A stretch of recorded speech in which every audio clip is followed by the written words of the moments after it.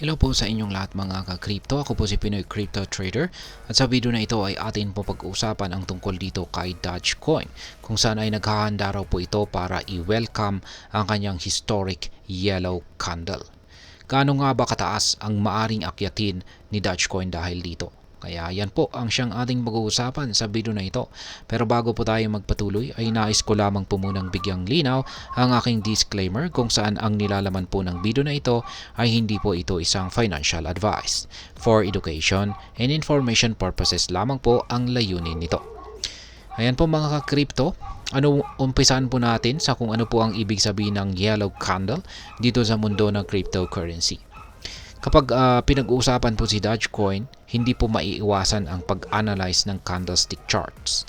Para sa mga hindi pa pamilyar, ang candlestick charts ay isang visual representation ng galaw ng presyo ng isang cryptocurrency sa isang tiyak na panahon. Ang yellow candle ay isang napakahalagang indikasyon lalo na po kay Dogecoin. Ayon po sa mga analyst, ang yellow candle ay madalas na nauugnay sa malalaking pag-angat ng presyo ni Dogecoin. Nito pong taong 2020 hanggang taong 2021 na bull market, nagkaroon po ng yellow candle.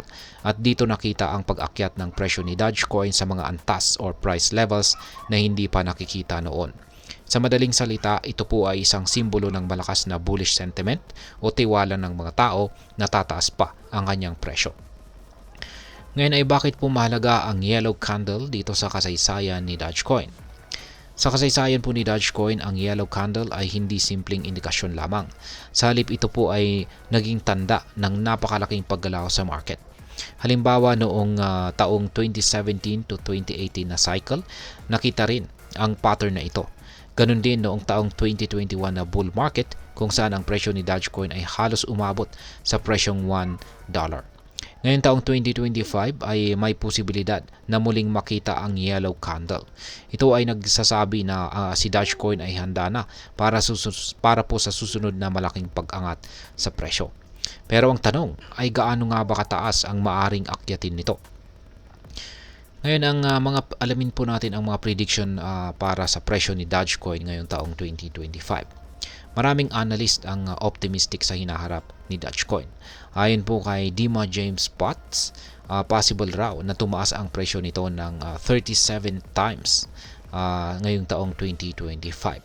Ang kanyang prediction ay base po sa kasaysayan kung saan si Dogecoin ay nagkaroon ng pagtaas na mahigit 3,700% nitong taong 2017 at saka 2021. Kung isaalang-alang na nagsara ang presyo ni Dogecoin sa presyong 0.315 noong nitong 2024, inaasahan po niyang maabot nito ang $11 bago po matapos ang taong 2025. Ngunit may agresibong prediction mula kay Tardigrade na nagsasabing posibleng umabot pa si Dogecoin sa presyong $30 sa May 2025. Kaya yan, ganyan po katindi ang agresibong prediction ni Ginoong Tardigrade. Ngayon ay paano po naabot ang ganitong mga prediction? Yan, saan ba nila kinuha yung prediction na ito? Ginamit po ng mga eksperto ang tinatawag na technical analysis at saka historical trends sa kanilang mga prediction. Sa kaso po ni Dogecoin, ang kasaysayan nito ay nagpapakita po ng cycle patterns o paulit-ulit na galaw na umaayon po sa market cycles. Bukod dito, ang positibong macroeconomic conditions gaya po ng mababang inflation, pagtaas ng interes sa cryptocurrency at pagpapalawak po ng adoption nito bilang paraan ng pagbabayad ay maaari ring magtulak sa presyo ni Dogecoin pataas. At ngayon ay ano naman po ang maaring maging epekto nito para sa atin bilang mga Pinoy crypto traders or investors ni Dogecoin? Mahalaga po ang balitang ito dahil maaari itong magbigay sa atin ng ideya kung kailan ang tamang panahon para bumili o magbenta ng ating Dogecoin. Sa ganitong uri ng market analysis, may oportunidad po tayong kumita mula sa posibleng pagtaas ng presyo nito. Gayunpaman, tandaan din ang mga risk o panganib. Ang cryptocurrency market ay likas po na volatile o pabago-bago, kaya mahalaga po ang maingat na pag-aaral bago po tayo mag-invest. At ngayon ay ano naman po ang aking masasabi tungkol dito? Ang posibilidad na paglitaw ng yellow candle dito kay Dogecoin ay isang promising sign. Ngunit hindi po ito garantiya ng tagumpay. Bilang mga investors, mahalagang maging maalam at maingat sa ating mga desisyon. Gamitin po natin ang impormasyon na ito bilang gabay at siguraduhin wag po tayong mag-invest ng higit pa sa kaya nating mawala. Kung at hanggang dito na lamang po tayo sa video na ito mga crypto.